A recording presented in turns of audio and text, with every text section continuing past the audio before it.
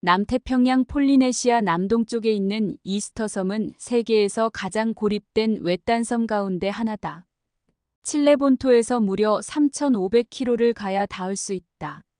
가장 가까운 섬도 2,000km나 떨어져 있다. 이 섬에 사람이 살기 시작한 건 서기 400년에서 700년께로 추정된다. 고립된 곳에 있던 탓에 사람의 접근이 쉽지 않았다.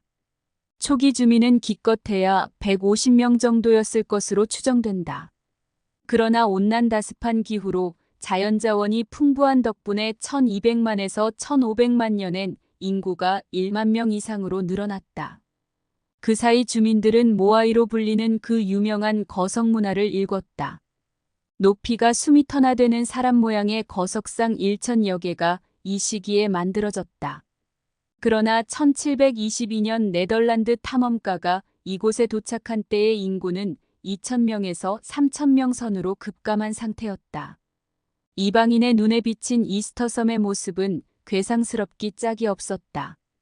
해안가에는 거대한 석상들이 늘어서 있었고 벌판은 황량했다. 그 사이에 무슨 일이 있었던 것일까? 유력한 가설 가운데 하나가 자원 고갈론이다. 자원 소비량이 늘어먹을 것이 부족해지자 주민 갈등과 대립이 심해지면서 몰락의 길로 들어섰다는 것이다. 인구가 늘면서 소비가 자연의 수용력을 넘어선 것이다. 특히 거석 문화가 몰락의 도화선이 된 것으로 과학자들은 추정한다. 거대한 모아이 석상을 해안가로 옮기기 위해 커다란 나무를 마구 잘라내면서 자연 생태계가 크게 망가졌다. 나무들은 석상을 옮기는 지렛대와 굴림대로 쓰였다. 번영을 구가하기 위해 만든 문명이 도리어 번영의 기반을 뒤흔드는 부메랑으로 돌아온 셈이다.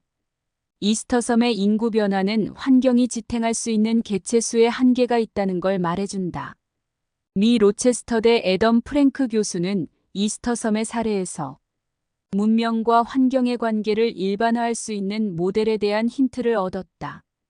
그는 문명과 환경 사이의 작용, 반작용 규칙을 알아낼 수 있다면 인류 문명의 지속 가능성도 예측해 볼 수 있지 않겠느냐는데 착안했다.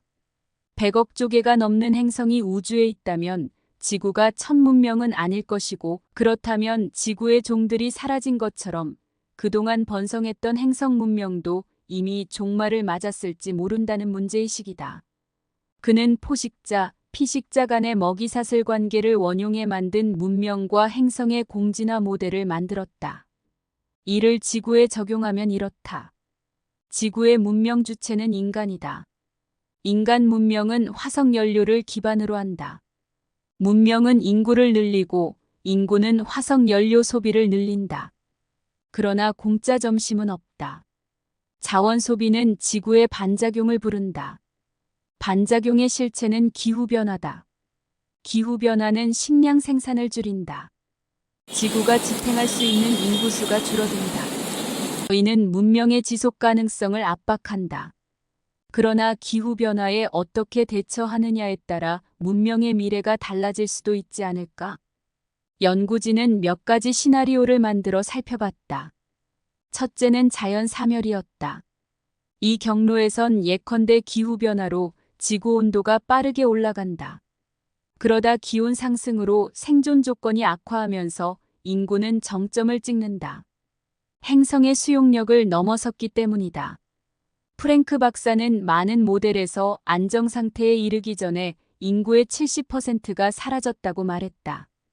값비싼 대가를 치른 끝에 지속 가능한 지구 문명은 달성되지만 비용이 너무 크다. 이스터 섬의 사례가 여기에 해당한다. 둘째 경로는 연착륙이었다. 인구가 늘면서 자연도 변화해 가지만 큰 재앙 없이 안정을 찾는다. 그러나 이 시나리오는 일찌감치 자원을 재생에너지로 전환할 때만 발생했다.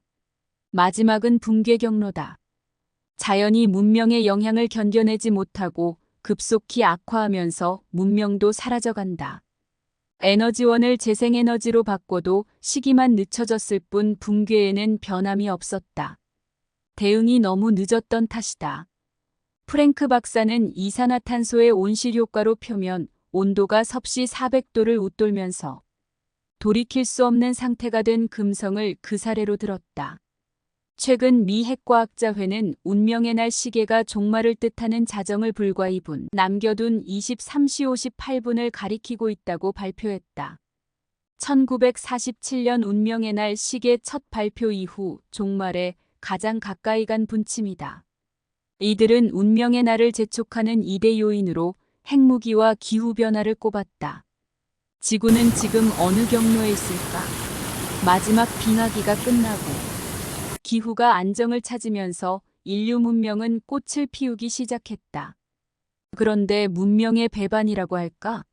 문명의 뒷배인 그 기후를 문명이 뒤흔들고 있다. 해안에 늘어선 모아이 석상은 인류의 화석 연료 문명을, 망망대해의 이스터섬은 우주 속의 외로운 지구를 연상시킨다. 거성 문명을 추구하다 몰락한 이스터섬의 비극은 지구 문명의 미래를 경고하는 묵시록은 아닐까? 구독과 좋아요는 사랑입니다.